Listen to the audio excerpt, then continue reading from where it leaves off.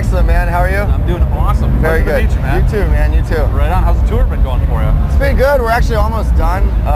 It's been really long, but it went by really quick. You know, it's one of those things where when you look at it at the beginning, you're like, oh my God, 7 weeks.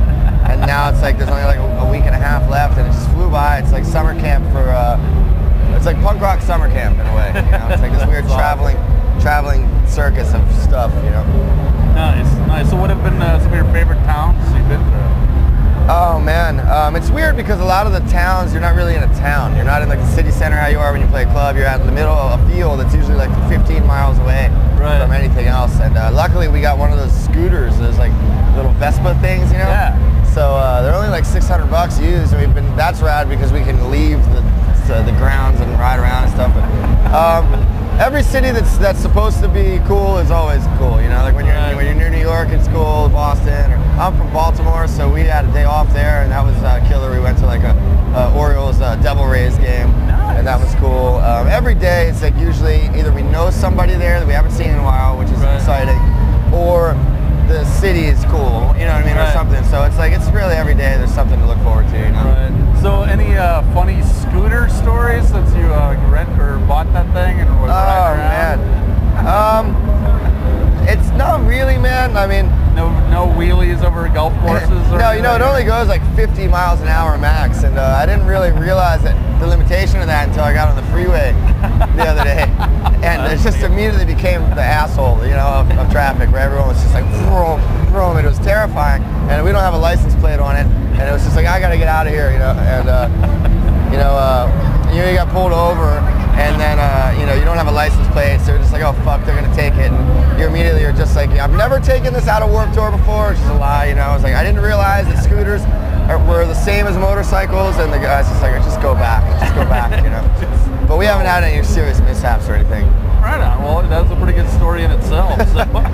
So how's the new album going for you, man? Good. It's been out for 4 months or so now, and the reception for critically has been great. But that's not the most important thing. The most important thing is that the songs don't feel new, which is really cool. Like when we write a set list, we don't feel like we have to slowly introduce the new ones, because when we play the new ones, the fans react the same as they do to the old ones, and they feel just as comfortable for us, and that's really never happened before. Like when we play tracks off the new record, they feel like classics from like 7 or 8 years ago in the way the kids respond, and that's really neat, because we're always worried that like we have to be heavy-handed on like the stuff that people already know, and then only introduce like 1 or 2 new ones to tour or something like that. Sure. But on this show, our set lists have been like almost 50% new songs, and wow. Because most of the kids here aren't here to see us, so that's all new to them anyway, you know. Right. You got to get the new CD. It freaking rocks. Thanks, man. I love it. Absolutely love it. Now, after a Warped Tour, where are you guys heading? We have a month and a half off, which will be the longest stretch we've had off on this cycle. We've been out almost since December, with only like a week or 2 here and there. And then we go to Europe for 6 or 7 weeks, and that'll take us till like almost the beginning of December. And well, someone just started playing Enter Sandman. That just made my day.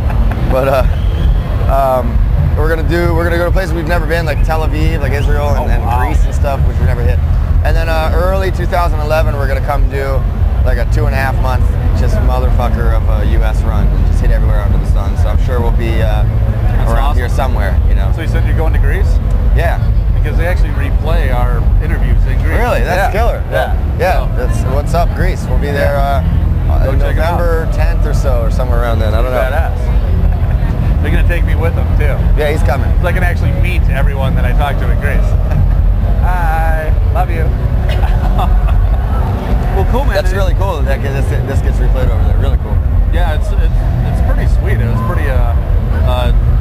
pretty big honor when someone goes, hey, dig your interviews. That's rad. Can we play really them in Greece? Such a random place, too, man. That's awesome.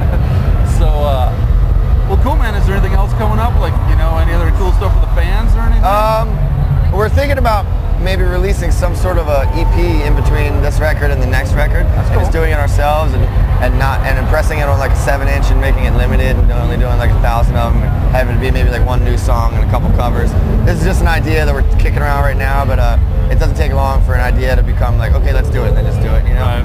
And we'd be able to get it out much quicker than if we had a record company working with us, because we can just literally record it and then press the 7 inches and get them out, like, you know, on the internet or something like that. Absolutely. So that might happen in between this tour and the European tour.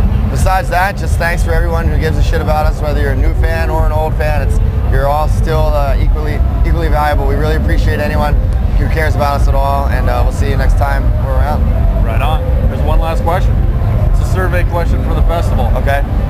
What is the most embarrassing song you are willing to admit on camera that when it comes on, you basically dance on in your underwear and make a fool out of yourself?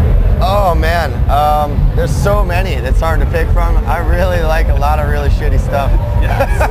I mean, I grew up in the 80s, you know, so it's like, as I got older, a lot of songs that I hated when I was a kid because I thought they were shitty and not metal enough, I realized have somehow become endearing to me, you know? Right. So, I mean, dude, I'll fucking, if something shitty like Bobby Brown comes on, or, you know, or fucking really something from that time period, even if it's like New Kids on the Block, The Right Stuff, I'm psyched just because it reminds me of being like an 8-year-old or something, you know, and that's like, fuck, I would love to go back, you know.